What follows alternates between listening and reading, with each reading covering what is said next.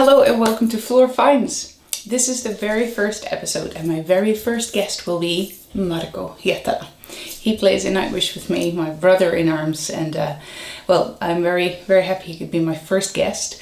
The idea of this Floor Finds is to have a guest who's going to answer the same question as I'm going to answer. So we're going to have a conversation about this. It can be music related, it can be nature related, it can be any topic. In this case, one of the questions that popped up online after I asked you guys who should be my first guest though, and what should I ask, was a question about aliens. Is there life in outer space?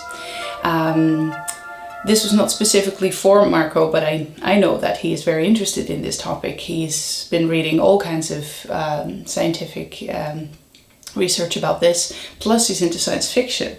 So I asked him this very question and resulted into a fantastic conversation. A little introduction about my first guest, even though I don't think he needs any. Marko plays in Nightwish much longer than I have been. From the get-go, we got along very, very well. We know each other since 2002. And fantastic bass player, fantastic vocalist, fantastic musician. He lives and breathes music. Fantastic stage performer too. So besides Nightwish, he's been playing tarot and done all kinds of projects really. But lately he even released his first solo album, which is called Pyre of the Black Heart. Totally worth checking out. So Marko, Hietala, here comes Floor Finds episode number 1. Have fun. So,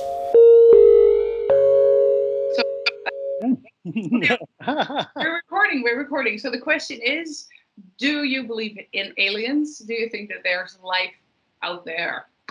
Okay. Yeah, this is a question that has no verifiable accurate answer at the moment, but the theories and the information is a lot. Mm-hmm. In the past few days, there came out a research which defined that in the Milky Way, the galaxy that our solar system is a part of, would at the moment probably have like about 36 Earth-like planets at the moment that might be upholding a civilization that could possibly communicate. That was the odds that they made, like with the latest information of chemical physics processes, how the planets are forming, their ages of stars and all that. Because when we're talking about aliens and civilizations and life forms, for them to be sophisticated enough, the evolution would have to be pretty much simultaneous so that they would be sophisticated enough to communicate with us. And then again, we know that the life of the universe is billions and billions of years. Yeah. About at least triple of the time that we've had planet Earth. And so these other civilizations could shoot us by with millions of years, just as easily. And we'd never hear about each other if they moved on into godlike ascendant existence somewhere else. And the earlier ones, of course, we wouldn't hear anything because they would communicate by pounding rocks to wood. Yeah. So here's the problem with the communicating with civilizations. But then again, the other end of the thing is that, for instance, here in our solar system, we have the Jovian moon, Europa, which is covered by about 20 kilometers of ice in some places that they theorize about. And underneath, we should have a liquid ocean of water, possibly hundreds of kilometers deep. Liquid water means potential for life. And therefore, there is a possibility of parallel evolution even in our own solar system, or there is possibility that this life contaminates other places throughout even vacuum of space, which is not so vacuum as we've thought about it. It's full of stuff and particles and gases and clouds. And there are some very, very sturdy organisms that can handle radiations, that can handle freezing themselves off into close to absolute zero. Yeah, right here on planet Earth too, right? Yes. Yeah. Basically, even any comet strike to Earth, the one that destroyed dinosaurs, for instance, would spray clouds of dust and the microbial life also out to space. No. That would happen also on the other planets that would possibly produce life. So is there an original contamination that we are part of that came from another planet? That's possible as well. So here's my both science fictional and science based in a nutshell.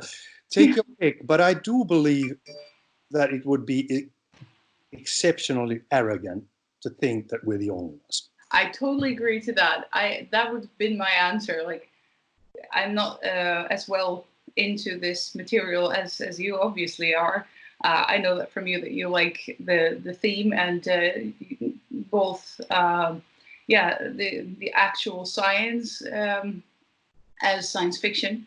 And I don't know how much is actually written in science fiction that starts to become more like an actual scientifically proven thing.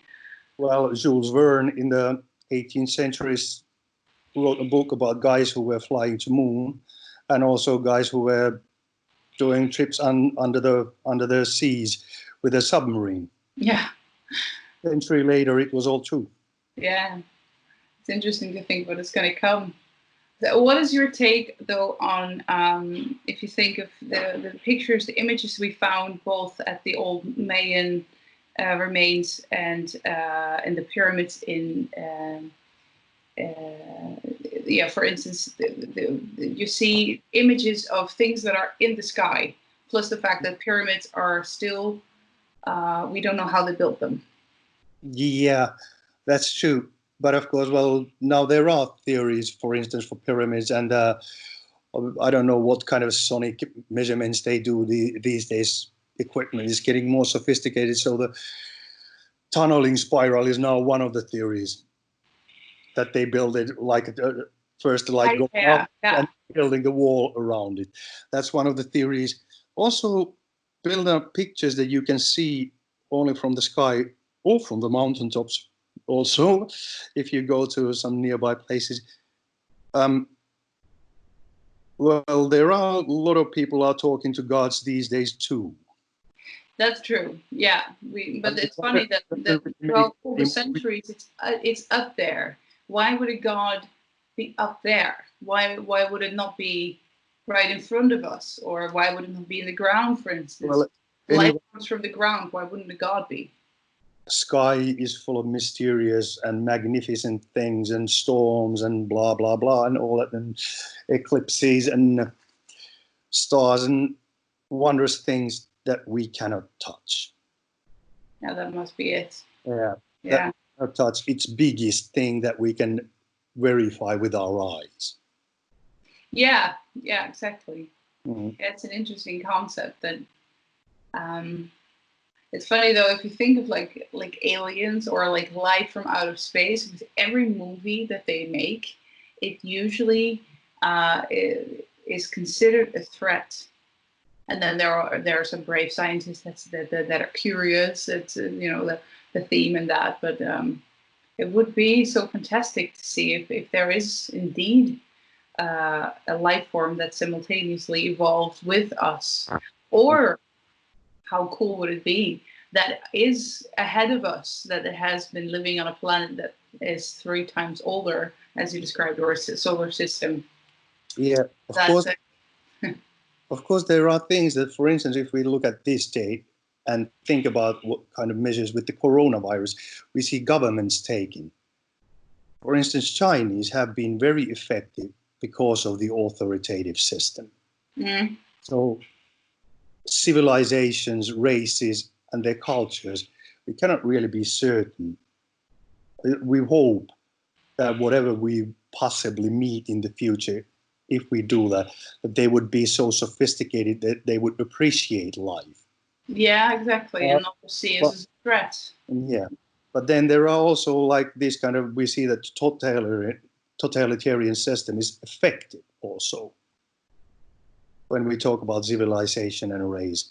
And then there are also like, we are kind of an altruistic emotional intelligence at our best. But then there are, for instance, if we talk about squids, like deep sea squids, which are, some of them are very intelligent animals, and they communicate by luminous skin cells and all that. And there seems to be like basic commands and words and sentences in these things that they passed on to each other. But still, if this thing is so intelligent, if one of the crowd gets wounded, they ruthlessly cannibalize it alive. Yeah, but that's maybe a human emotion, to think that that is cruel. Maybe that is their ultimate way to clean up the mess. That's if they're true. wounded, they're not going to survive. So that's it then. It's also there that even though we're intelligent and emotional and hope for intelligence to be benevolent, we cannot be if we're seen as prey. That is something that science fiction writers are worried about. Because, well, life, no matter what it is, no matter how sophisticated, we are the most sophisticated thing that we know, and we still kill to eat. It's an inevitable thing, whether it's vegetarian, whether it's carnivore, omnivore. Anyway, everything we eat, we kill. Yeah. Yeah. So there is a fundamental thing in life. When we get enlightened enough, we try to preserve the multitude of it. But for instance, squids, who seem to be smart, don't really appreciate this yet. No, they have a different take on it, obviously. And depending on what kind of a life you evolve with, and what is the cultural thing when you evolve with intelligence and all that, the options are countless. Definitely, and even intellect could be seen as yeah, it can be seen in different ways, I would say, because intelligent. Maybe the squid is very intelligent by saying, okay, I'm wounded, I need to, I don't want to become a prey, I'm not going to live healthy anymore, and I'm not going to pass on my genes healthy, so that's it for me. That could be considered a very intelligent way in order to preserve the species. However, or the dolphin that uses a higher percentage of the brains and is therefore very intelligent. Would be nice to know if the squid that is wounded and knows it cannot survive, is it voluntarily staying to be eaten? That's true, yeah. But if they communicate, maybe that is something. Cultural permission and not just personal opportunism. Oh yeah. That's an interesting thing. Something for scientists to look at. I mean, I guess squids have been very interesting. I even read somewhere that we haven't really been able to determine where their DNA comes from. It seems an unearthly setup. And then I thought, is this some kind of conspiracy theory, or is there a truth in that? Yeah, there was this thing also, which I was aware of, that there is also slight cross-contamination of life theory involving them too. Yeah, it's a very fascinating thing, but I totally agree with the first idea that it would be a very arrogant thing to think that we're alone. But yeah. But to relate to that intelligence is a different thing totally. Yeah, let's see if we evolve long enough as a species to maybe, if we're ready enough for the information that comes from outside of our own planet, because it seems that thus far we have our hands full of everything that's happened on the planet, I would say, both in the preservation of our species and the cooperation with other species, not contaminating our biotopes, for instance, which we've been doing and got punished by it by a lovely virus. I think I have to mention also this thing that what we also touched upon, that the intelligence itself, even though we found it as an extremely useful tool for survival in the evolution, it also got its setbacks. It's the one thing that probably made us vulnerable to all kind of mental diseases. It also makes us process patterns in a way that we want to see a hand of God in a lottery win. Because we want to see the pattern, that there was this thing, I made this thing, and then it happened, and there's a meaning to it, and therefore, and that's a drawback of the intelligence, that we theorize into the unknown and often follow things that we want to follow. But then again, there's also the imagination, which is brilliant, that we can actually with that thing predict things in the future, or build up worlds of our own into movies and books and whatever. Yeah. So it has its drawbacks, but it's a brilliant thing to have, I think. Definitely. It would be interesting to see how far other creatures on this planet have come in this, because I think we've just begun to study their intellect and their how far their emotions go, as in empathy or grief. You see elephants grieve very, very long. You see other animals be empathic even towards other species. So there's so much more. Just not that long ago we would say, yeah, but it's just an animal. It doesn't really feel. Croaking of crows has also the same kind of patterns, and like our language, it's different syllables and sounds that by themselves have no meaning, but the way we've learned to string them up brings them to meaning, and when we string them up more, it brings them to sentences. They have the same kind of structures in their croaks. Yeah. Crows and their relatives and all that. And as a personal experience, when February we had managed to do that little solo tour still before the world got weird. Yeah. And there was this morning we were waiting for the venue to open and we were hanging in the bus. There was a couple of cars parked outside the venue, ice on the roofs. There were a couple of crows. The other one stands on the car hood, the other one at the roof, kicking pieces of ice off the roof down the windshield towards the hood where the other one is ducking them. And then they switch places and the other one does it. And then the other one jumps down on the ground, picks up an empty cardboard coffee cup, flies back on the roof of the car with that in his beak and puts that rolling down the windshield and the hood. And the other one ducks. Nice. We're fucking playing, having a good time in the morning. Wow. There you go. And I saw it with my own eyes, and there were other guys there too. Look at those guys. They're fucking having a good time.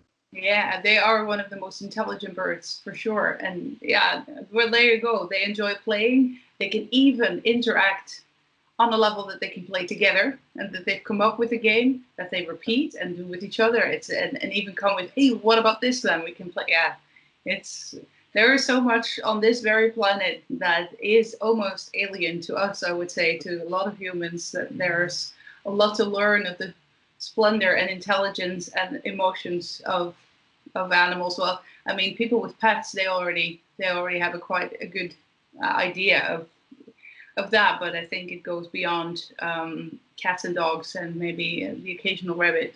There's so much more there as well.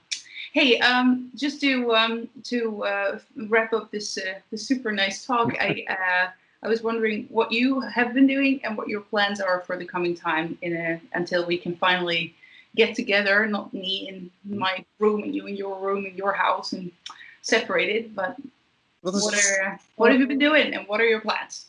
So far, getting to know our new little girl here, a little dog, Nadia. And then playing a lot of guitar, playing a lot of bass, singing a lot, writing a bunch of weird lyrical stuff, lots of weirdly humorous stuff coming out.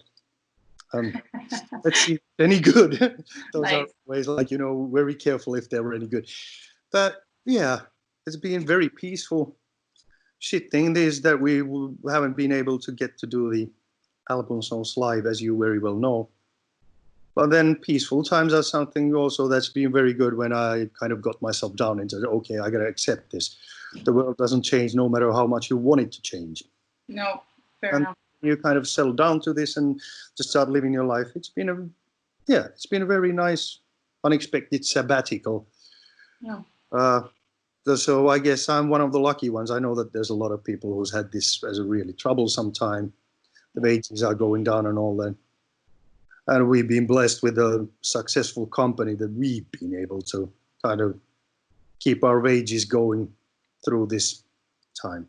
Yeah, that's a tremendous luxury. Lucky with that. Very much so. Yeah, to not have to worry, and then to indeed sit back and, okay, I can't do this, so what else is there? It's great that creativity's been flowing so much in the both of us. house is in a better shape than it's been since Yeah, same here. Garden too. Get to do all those little things that you usually just don't. Yeah, those are wonderful. You've been jumping in the lake a lot. You told me earlier. Yeah, Wonderful. I've been doing that. It's been nice. The water jet has been maintained, and so some of the younger generation has been racing across the lake already a few times. Wonderful. No broken ribs this time. No broken ribs this time. I need to tell the anecdote that we had your super machine over at Röske for the End of Storm's most beautiful recordings. And well, with the water jet in Röske, but it was me and Tero who were sitting on the alligator, alligator. Tuomas was driving. I told him that you cannot go over 30 miles an hour, that it's going to get dangerous. As if his nerve held. He said, I couldn't help myself. We go into this, I don't know, curve, and the alligator goes into the outer curve. So the centrifugal force puts us probably into something like 60 miles, and we fly. Tero said, we're going to die. And I was laughing my ass off. Then I felt the heat goes woozy for a while. And, I'm alive. Then climbing on back, let's go back to beat. It's hard to breathe. Okay, cracked rib. The next 2 weeks at the rehearsals, very nice to sing. Yeah, very nice. Okay. And the whole very heavy bass. Yeah, Thomas was very sorry. Okay, I couldn't hold myself. It was just too nice to drive the thing. I had to go faster. Okay. So now you know. Next thing happens. I think that Thomas and Troy were sitting alligator. Mika is driving, and Thomas and Troy tell them, don't go over 30 miles. Guess what happens? I couldn't hold myself. It was just too fun to drive. Yeah, that summer when we had 2 band members with broken ribs because we just couldn't help it. It was nice for him to blow the pipes for a couple of next weeks. Very nice. Yeah. Yeah, for some reason we didn't have that alligator when we played Human Nature last summer. Yeah, and it wasn't that summer in Röske when we had those couple of mishaps, it was exceptional with the weather and everything. I mean, it was just warm. Yeah. That far north and that warm, that was occasional, but definitely safer without the crocodile. All right. Well, thank you so much for this lovely talk. And I'm looking forward to see you again, to give you a big Corona-free hug. And definitely to rock again. Yeah, let's stay healthy and keep on doing healthy things. Good stuff. And then I would say next week, but apparently that's not possible. We'll see each other when we can. Eventually. It will happen. Big hug from here now. So there you go. Here from too. Take care. Until we meet again. Dramatic. I'll put in some violin music. Okay. So, oh boy. Bye. And hey, good one to the family too. And you too, to your ladies. I will move on to the balcony next. Nice. Time for that. Yep. Bye.